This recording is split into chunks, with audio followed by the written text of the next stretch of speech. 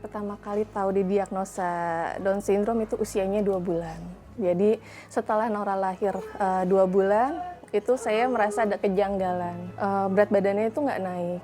Karena kan harusnya kalau bayi itu kan setelah melahirkan, setelah dia lahir, harusnya tuh ada kenaikan berat badan atau penurunan berat badan. Tetapi di Naura itu selama 2 bulan, berat badannya itu stuck di angka dia lahir. Jadi merasa janggal gitu. Lalu saya bawa periksa, nanya ke bidan tempat saya lahiran Naura, bidan nggak bisa menjawab, malah saya dioper disuruh ke rumah sakit yang ada spesialis anak.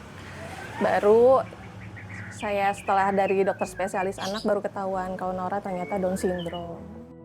Pertama kali itu pasti nangis karena nggak tahu itu apa Down syndrome. Jadi pada saat lagi dokter, jadi posisinya itu kejadiannya saya bawa ke dokter spesialis anak, pas nama Naura dipanggil, saya tidurin Naura di kasur, dokternya belum periksa apa-apa, baru saya taruh Naura di kasur, ibu, anak ibu mah Down syndrome.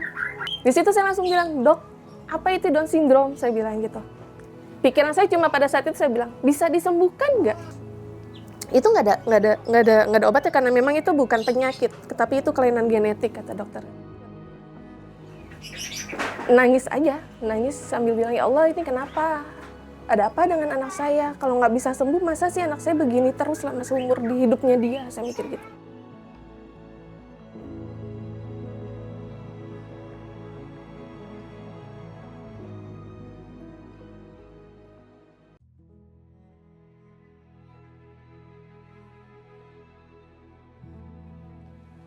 Jadi anak kedua saya Dimitri memang saat lahir itu dia sebenarnya normal, jadi beratnya itu 2,9, tapi 3 hari setelah lahir berat itu langsung turun jadi 2,5. Itu udah cukup jauh untuk anak yang baru lahir.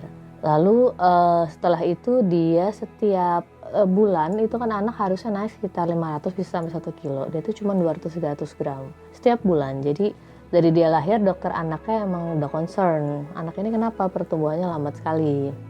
Sampai akhirnya umur sekitar 7 bulan kita langsung dirujuk ke dokter gizi. Di situ kita terapi makan. Setelah itu umur sekitar setahun lebih dia itu harus pakai NGT, pakai selang itu yang langsung ke lambung karena dia itu sudah didiagnosa stunting, gagal gizi. Mungkin progresnya itu tidak seperti anak-anak lain, bahkan tidak seperti kakaknya. Untuk yang sekarang, telinga, dia masih memakai alat di telinganya, dia itu alat grommet namanya untuk ngeluarin cairan. Itu masih kita masih berjuang untuk kejar itu ya Nau, sabar sampai nanti dokter mengatakan alatnya nanti dicabut atau alatnya nanti dilepas biar nanti kamu bisa mendengar dengan jelas. Titik terendah saya adalah pada saat saya menerima bahwa anak ini tuh butuh terapi panjang, terutama untuk terapi hormon. Pada saat dia dibilang bahwa dia kekurangan hormon pertumbuhan, dia harus terapi hormon selama bertahun-tahun, dia harus disuntik setiap hari.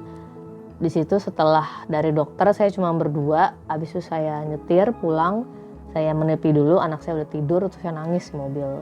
Karena menerima harus terapi hormon bertahun-tahun itu kan susah ya. Ya itu di situ saya merasa sangat terpukul sih. Pokoknya usia Nora dari bayi sampai dia 2 tahun itu tuh yang benar-benar roller coaster banget.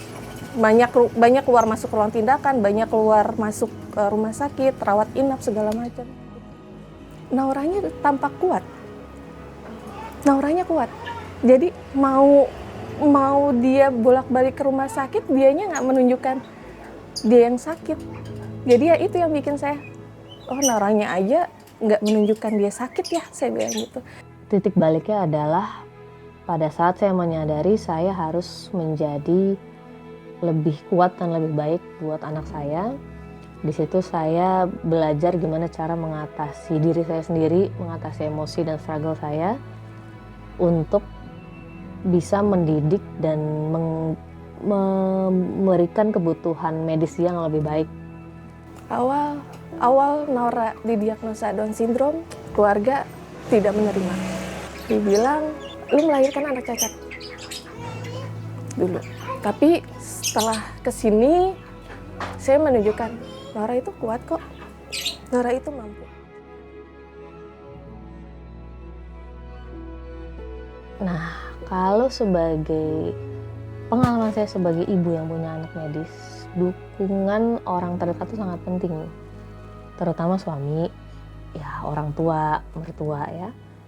Mereka, terutama suami saya itu memang juga selalu kita satu visi misi untuk anak. Jadi setiap kali ada diagnosa dari dokter, memang kita selalu melakukan ya udah semampu kita bisa, udah kita lakukan deh gitu.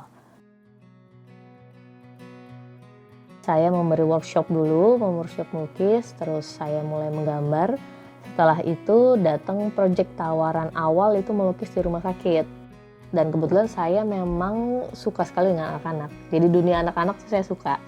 Jadi buat saya memang cocok untuk melukis di area pediatrik, memberikan anak-anak itu pada saat mereka datang, mereka melihat mural itu mereka tuh merasa bahagia, merasa seneng gitu. Wah ini tuh karena mural itu mengubah suasana, kan? Suasana yang tadinya tuh mungkin di rumah sakit hanya tembok putih yang datar, mural itu membuat jadi hidup, jadi lebih warna-warni, jadi membuat anak tuh lebih nyaman gitu. Saya nggak akan bisa begini kalau bukan karena Naura. Jadi saya bisa belajar, oh ternyata harus seperti ini ya, ngajarin Naura, ngajarin ABK seperti ini gitu. Jadi ya emang Naura adalah guru saya yang ngajarin saya semuanya, ngajarin tentang arti kehidupan, arti sabar, itu Naura.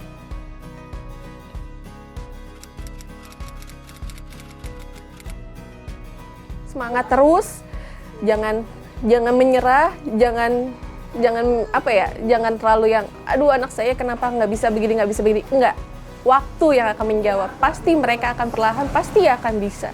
Tidak sekarang tapi nanti. Karena melatih anak-anak ABK atau mengajari anak ABK itu tidak seperti mengajari anak reguler yang hari ini belajar akan mengerti, tapi kalau anak ABK tidak. Tapi sabar aja, pasti bisa. Halo para ibu, saya sebagai ibu dengan anak pejuang medis, saya mau bilang bahwa kita sebagai ibu juga sama pentingnya dengan anak kita. Kebahagiaan kita itu juga adalah penting untuk kebahagiaan anak-anak kita, jadi jangan lupa kita juga mengurus diri kita sendiri, kita memberikan hal-hal yang menyenangkan untuk diri kita sendiri, karena ibu yang bahagia adalah kebahagiaan untuk anak kita juga. Jadi jangan fokus hanya mengurus anak saja, tapi juga mengurus diri kita.